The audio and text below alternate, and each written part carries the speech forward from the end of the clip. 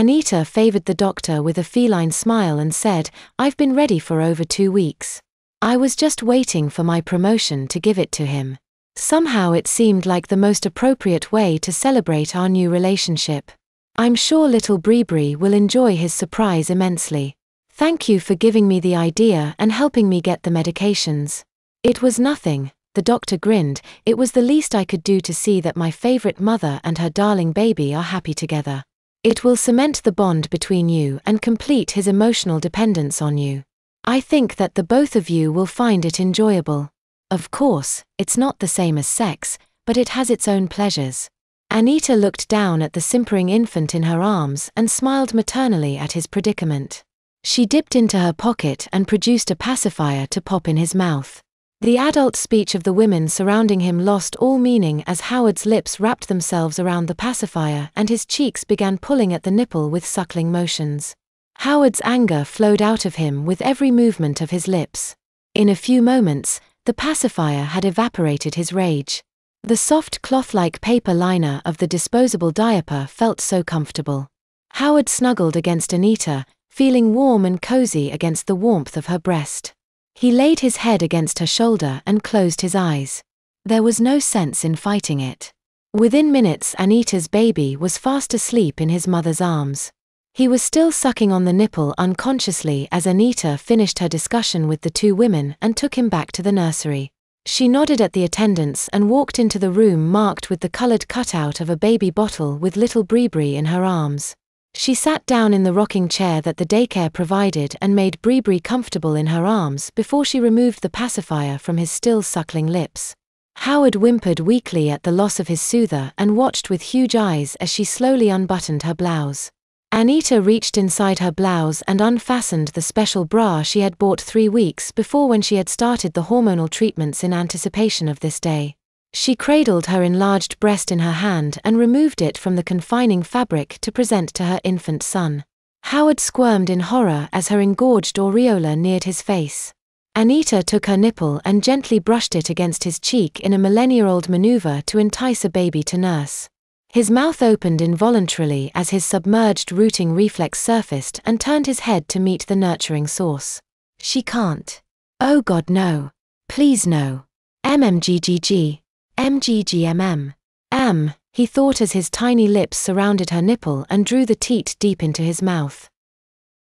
Howard gulped in fear and revulsion as her nipple became fully erect in his mouth. The sensation that the nipple produced in him was entirely unlike anything he had experienced as an adult. Where was the carnal desire for her womanhood that he had felt the last time they made love? Instead of feeling a manful lust for the pleasures of her body, he felt a craving for her teat that had nothing to do with sex. "Please, Anita. Please don't do this to me," he thought in abject terror of losing his last link with adulthood. His tongue rose in his mouth as he swallowed and pressed her pap against his hard palate. All at once his mouth was filled with a warm, thin fluid that trickled down his throat. He swallowed again to clear his mouth and felt it fill with her ambrosial milk again. Within seconds, his infantilized reflexes took over and he began to root and suckle. Howard suddenly realized where the infant formula had come from that she had been feeding him. The taste was exactly the same. He had been nursing her milk from baby bottles for 2 weeks without realizing he was drinking human milk.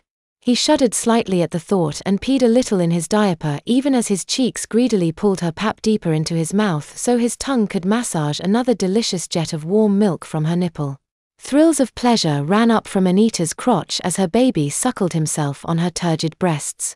Tiny rivulets of milk ran from the corners of Bree's rosebud mouth as he gorged himself on her rich, sweet bounty.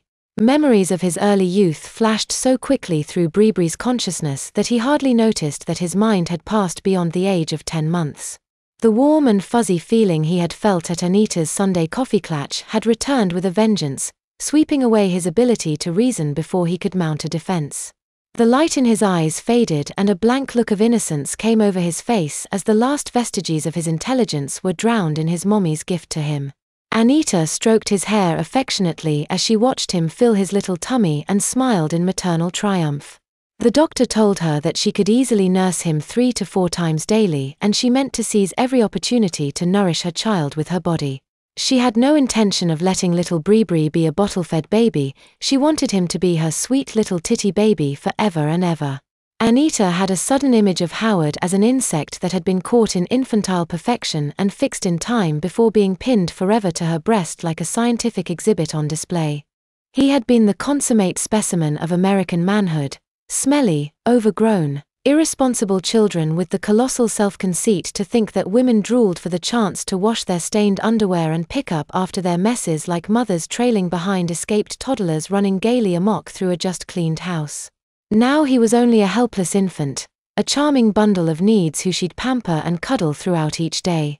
His immaturity had been transformed from an irritating character defect into an ingratiating allure that bound him to her with chains of maternal love. She wouldn't abandon him. She'd keep him safe and warm forever. 3 or 4 times a day she'd bundle his tiny infant body in fleecy baby blankets while she cradled him in her arms. Then she'd open her blouse to reveal a woman's greatest gift to her beloved child. While he suckled at her teats, his loins would be wrapped in soft, protective flannel diapers so the products of his incontinent behavior would be wicked away before they could cause harm.